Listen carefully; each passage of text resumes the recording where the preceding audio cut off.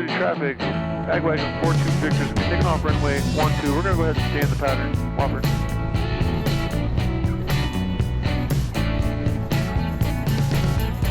Well, that went very well. Can't complain about that one. So if you guys have been following along with this channel in the ag training series that I've been going through, we've gotten to the point in that series where I've gone out and learned how to identify a field, how to fly into the field, fly low, looking for hazards like power lines and different obstacles that I might encounter and how to avoid them, which way to enter the field, which way to spray, and all those things. And then in the next two videos, what we focused on was dialing in the tail wheel stuff and just kind of polishing that stuff up so that when it came time to jump in the ag wagon, that I'll be ready to go. And I think we've gotten to that point in the training where I think I'm ready to solo. I think I'm ready to confidently hop in this thing right here, get it up in the air safely and get it back down on the ground without any issues. So what I'm gonna do is get up early. The weather's looking good. Take this thing up for a spin and just see how it goes. On that note, let's talk about the airplane that I'll be flying. So right behind me is the airplane that we purchased this year to do training in. What it is, and there's three different models of this. It's a Cessna Ag Wagon is what this is. So there's the AgTruck, the Ag Wagon, and then I believe there's a smaller one called the Ag Pickup. This one is the Ag Wagon. It's a 200 gallon hopper machine with an 0470 engine in it. So the engine is kind of, it's not ideal for the 200 gallons. You're not going to be able to put 200 gallons of water in there, and I have no intention of doing that anyway, at least not this early. Well, never, because it's not going to get it off the ground with that much water in it. So we're looking at maybe 100, maybe 120 on a very cold morning. It is about all you're going to get out of this aircraft with this engine. So it's primarily just for training, just to get comfortable, put 50, 60, 70, maybe 80 gallons of water in it, get to a field, learn the GPS system, learn how to fly low in it, and just get comfortable with spraying. That's what our whole intentions were and are for this machine here. And so there she is, our 1960, I think it's a 65 Cessna Ag Wagon. And I know it's not the prettiest thing, and it's kind of like a mother with an ugly baby, but I think it looks good. At least I know it's safe, because I spent probably 2 weeks going over this thing, just inspecting everything, making sure everything was dialed in, making sure everything was safe and good to fly. And so, I feel pretty confident in taking this thing up, and we're not gonna have any issues. So that's the plan. So tomorrow morning, I'm gonna pull it out, and then let's just see how it goes. All right, let's get this thing moving a little bit. I don't think I want to land into that sun. That's going to cause problems. And we got no wind here. And actually, now that I look at the windsock, it looks like it's coming down 3-0 anyway, or favoring 1-2, I should say. So I think it'll just be a lot better that way. That way I don't have to fight that sun. This thing feels pretty good to taxi around. I don't have any problems with that at all. Hopefully it lands as well as it taxis around. All right, so what I'm going to do is go through kind of a quick little run up here and let that oil temperature get to temperature. So let's get that RPM coming up a little bit, hold the brakes. I think we'll go up to about 2,000 here, and then we'll check that mag, left mag. Okay, there's that drop, and then we'll go with the right mag. Looks like we got a good drop there. Checking the gauges, everything is looking good. Throttle back, we got the mixture in, and then get that RPM back up, and let's go ahead and check that prop. Cycle that. Good there. Good drop there. We have a drop there. Get that all the way back. Oh yeah, that's a good drop there. And then we have no oil on the windshield, so that's good. Good deal. Looks like that oil temperature is coming up. So now we'll make that radio call, and I guess we'll give it a shot, huh? All right, checking for traffic. Get that stick back. All right, here we go. Feel the floor. Stick back. Let's accelerate. Right rudder. Got power, get that stick forward a little bit. In neutral, bring that tail up. Perfect.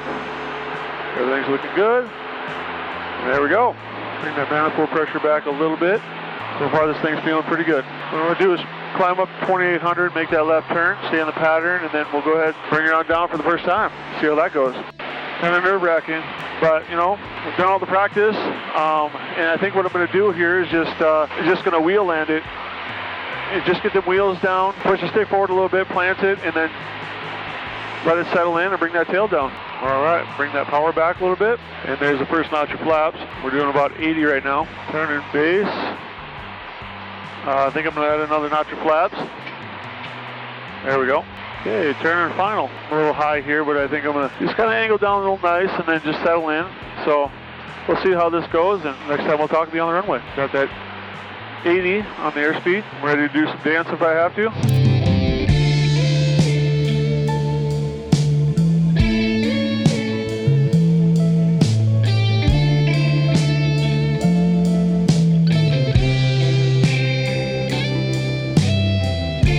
Well, not too bad. Bounced it a little bit, but I held it, and then I just let it settle in and brought that nose down and held it and let the tail, pulled the power back and let the tail settle in. So I think that went well. Let's try it again. Okay, on this one, I think I need to come in more of like a nose, not really a nose down attitude, but more of like as I was approaching the field attitude. I felt like I was kind of coming in a little slow and maybe possibly doing a 3-point, but I got the wheels down, put the tail up a little bit, pulled the power back, and then just let it settle in.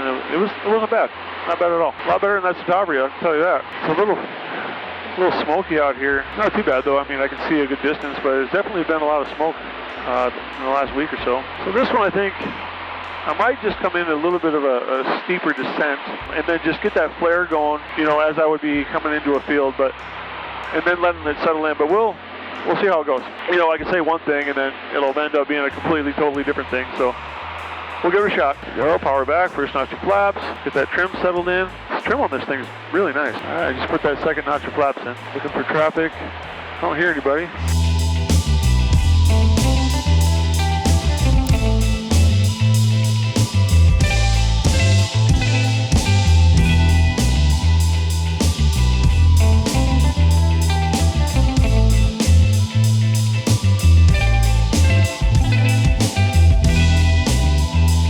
Well, that went very well.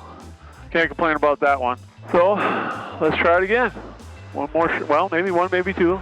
We'll see. All right, so what I'm going to do, this radio, I have to push the button to say anything, and I'm in the pen and I really need to communicate. So, I'm just going to switch back over, take this one down, I'll talk you through it as I come out of here. So, let's do that. All right, I got that turning base here. I got a notch of flaps in. Airspeed is 80. I'm going to go put that other notch in. I'm a little high, but that's okay. I'm going to approach this like I'm coming into a field. Airspeed's about 75. I'll reduce that power back a little bit. I'm pretty high. And we're bleeding that airspeed off about 75 right now. All right, let's see if we can bring it in.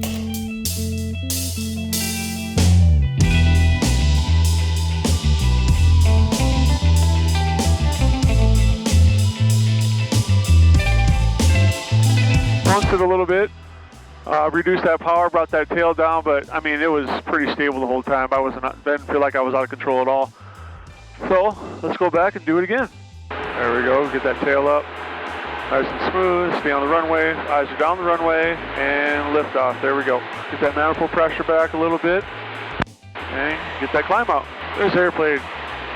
I mean, the little bit I've flown it feels super, super nice. I'm pretty excited to get it out tomorrow and do some pattern work and just work on this GPS and set that A line, set that B line, see how it feels. Should be a lot of fun. Okay, got my 2 notches of flaps in. Got about 75 on the airspeed indicator. Everything's feeling good, trimmed out just right, nice and smooth. And let's go for round number 4. Let it settle in. See if we can't bounce it this time. Let's see.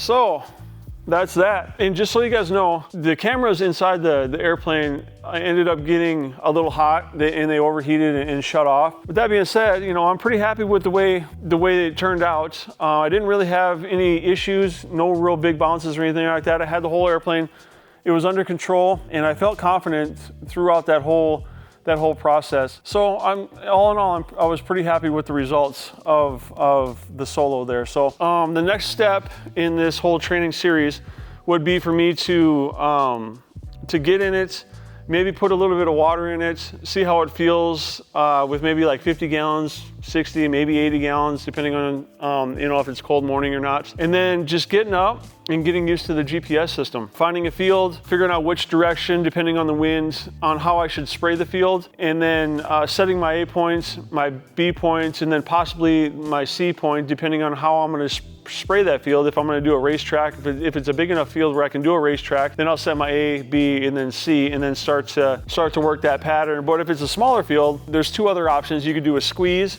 which is basically the outside, come back to the other side and just kind of do your circles all the way in until you get to the middle of the field.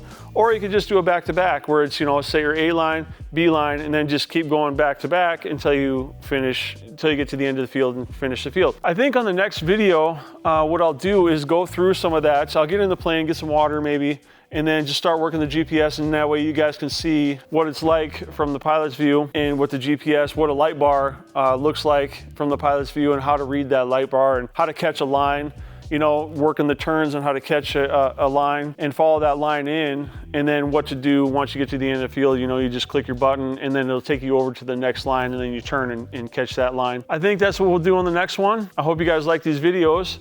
If you do, obviously, you know, like, subscribe, do whatever. We'll see you on the next one. Later.